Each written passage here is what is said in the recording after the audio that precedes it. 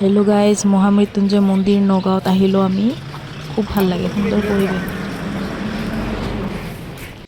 বহুদিনৰ পৰাই ভাবি আছিলোঁ আহিম বুলি, মন্দিৰত যাম বুলি, কিন্তু শিৱ বাবাই চাগে নুশুনিলে। কিন্তু এয়া 2026 চনত শিৱ বাবাই শুনিলে, সেইকাৰণে মাতিছে আৰু আহা বুলি।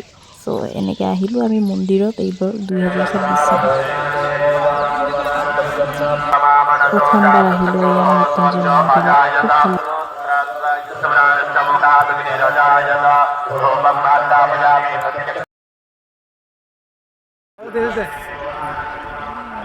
গাইজ, মৃত্যুঞ্জয় মন্দিৰত আহিছোঁ আমি।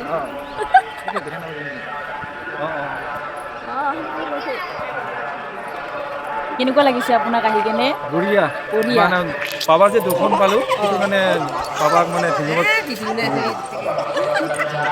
ভাল লাগিছে, ভাল লাগিছে, মনৰ ইচ্ছা পূৰণ হৈছে, ভাল লাগিছে। ভাল লাগিছে।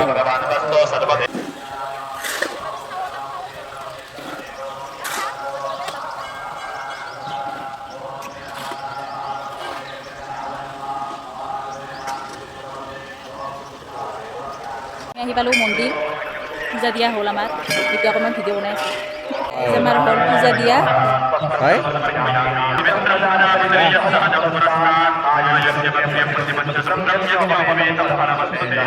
পূজা।